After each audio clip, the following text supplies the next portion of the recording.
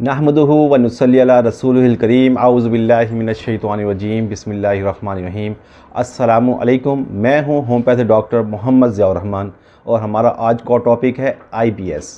IBS एक ऐसा मर्ज़ है जो मर्द व ख़वातीन में आजकल बिल्कुल आम पाया जाता है।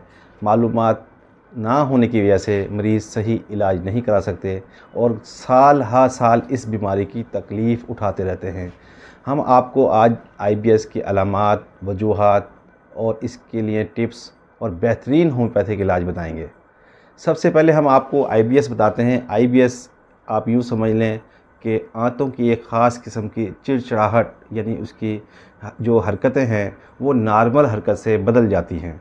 मरीज़ जब खाना खाता है तो इसका ये खाना बड़ी आंत से और मैदे से होते हुए छोटी आंत में जाता है, लेकिन आईबीएस में आंतें जो हैं वो जो एक नॉर्मल रूटीन के मुताबिक हरकतें दूधिया की तरह जो हरकत कर रही होती हैं वो नॉर्मल हरकत से हटकर गैर फितरी तौर पर हरकत करने लग जाती हैं। ये हरकत आम तौर पर ज़्यादा होती है और बहुत तेज़ी के साथ आंतें हरकत करने लग जाती हैं, जिसकी वजह से मरीज़ को बार बार डायरिया, पेट में दर्द, गैस और कभी कभी उसको कब्ज़ भी हो जाती है। इन तमाम अलामात को आईबीएस कहते हैं। ये क्यों पैदा होती हैं और इसका क्या इलाज है हम आपको बताते हैं। इसकी पहले अलामात, इसमें आम तौर पे मरीज़ को खाना खाने के बाद फ़ौरन वाशरूम जाना पड़ता है और दिन में 3 से 8 दफ़ा तक उसको डायरिया, लूज़ मोशन होते हैं। उसका पेट फूल जाता है, पेट बढ़ जाता है, पेट बिल्कुल गुब्बारे की मानिंद हो जाता है। इसके अलावा उसको कमज़ोरी बहुत ज़्यादा हो जाती है और वो ज़हनी तौर पे हर वक्त थका थका महसूस होता है और आम तौर पे अपने आप को ऐसा समझता है कि उसको बुखार है, लेकिन उसको बुखार नहीं होता। ये अलामात आईबीएस की हैं।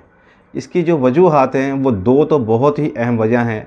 नंबर एक, डिप्रेशन का शिकार होना। ऐसा मरीज़ आम तौर पे ज़हनी तौर पे हर वक्त परेशान और ज़हनी तनाव का शिकार रहता है। उसको हर वक्त डिप्रेशन रहती है और ख़ास तौर पे जब वो खाना खाता है तो इसी ज़हनी तनाव की वजह से उसकी आंतें जो हैं वो ज़्यादा तेज़ी के साथ काम करती हैं और उसको बार बार डायरिया, लूज़ मोशन, पेट में दर्द और गैस हो जाना और पेट का फूल जाना हो जाता है। लेकिन कभी कभी कुछ मरीज़ों में ऐसा होता है कि 5-7 दिन मोशन लगने के बाद उसको कब्ज़ हो जाती है और फिर एक आध दिन कब्ज़ रह के उसको फिर दोबारा मोशन आने लगते हैं। उसकी वजह ये होती है कि जब आंतें बहुत ज़्यादा तेज़ी के साथ काम करती हैं तो उसको जल्दी जल्दी मोशन आने लगते हैं और जब आंतें स्लो हो जाती हैं और अपनी हरकत आहिस्ता कर देती हैं तो उसको फिर कब्ज़ हो जाती है।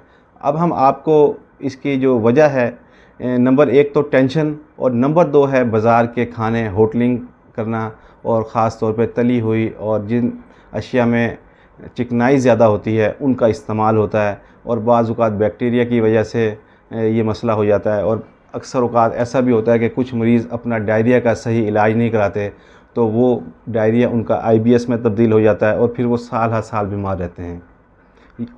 अब हम आपको इसकी टिप्स बताएंगे। इसमें फ़ौरी तौर पर मरीज़ को चाहिए कम से कम 2 दिन तक दूध और दूध से बनी हुई तमाम अशिया, जिस तरह मिठाई हैं और मीठी अशिया जो तैयार की जाती हैं, खीर वगैरह, ये इस्तेमाल नहीं करनी चाहिए। अलबत्ता दही इस्तेमाल की जा सकती है। दही के अंदर जो बैक्टीरिया पाए जाते हैं वो मरीज़ के लिए बहुत बेहतर हैं और खिचड़ी इस्तेमाल कर सकता है। दही और इसबगोल का छिलका बहुत बेहतर है। अनार के दाने, ताज़ा अनार के दाने को चूस लिया जाए तब भी मरीज़ को काफ़ी फ़ायदा होता है और केला अकेला खाया जाए या दही के साथ खाया जाए तो ये काफ़ी फ़ायदा करता है। अब मैं आपको होम्योपैथिक में इसका बेहतरीन इलाज बताऊँगा। होता यह है कि दूसरे तरीका इलाज में इसके लिए मुख्तलिफ़ टेस्ट वगैरह किए जाते हैं जो काफ़ी महंगे होते हैं और उसका पूरा इलाज भी उनके पास दस्तयाब नहीं है। लेकिन होम्योपैथिक में ऐसा जादू असर इलाज है कि आप 1 से 3 दिन में इंशाल्लाह पुराने से पुराने आईबीएस को ठीक कर सकते हैं।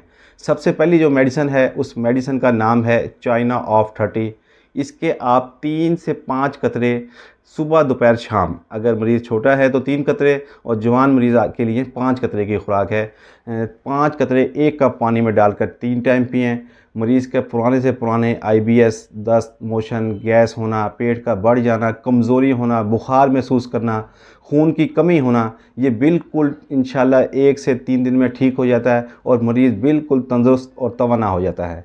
दूसरी मेडिसिन ऐसी है जिसमें मरीज़ को कभी दस्त होते हैं और कभी उसको कब्ज़ हो जाती है। उसके लिए बेहतरीन होम्योपैथिक मेडिसिन का नाम है नेक्सवार्मिका 30।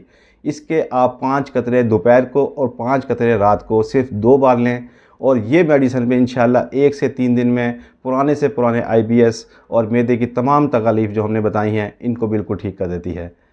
स्क्रीन पर आपको व्हाट्सएप नंबर नज़र आ रहा है। आपको IBS है, मैदे की कोई बीमारी है, तो आप हमसे अलामात के मुताबिक अपनी दवाई तजवीज़ करवा सकते हैं जो आपको अपने करीबी होमियो स्टोर पर दस्तयाब होगी। यूँ आप घर बैठे शफ़ा याब हो जाएंगे। ये तमाम सहूलियात आपको हमारी तरफ से बिल्कुल मुफ्त हैं। अगर आपको हमारी ये कोशिश पसंद आ रही है तो हमें सब्सक्राइब कीजिए, लाइक कीजिए, शेयर कीजिए। अब हम आपको मिलेंगे जल्द एक नई वीडियो में और नई बीमारी के मुताबिक बताएंगे। फ़िलहाल मुझे इजाज़त दीजिए। अल्लाह हाफ़िज़।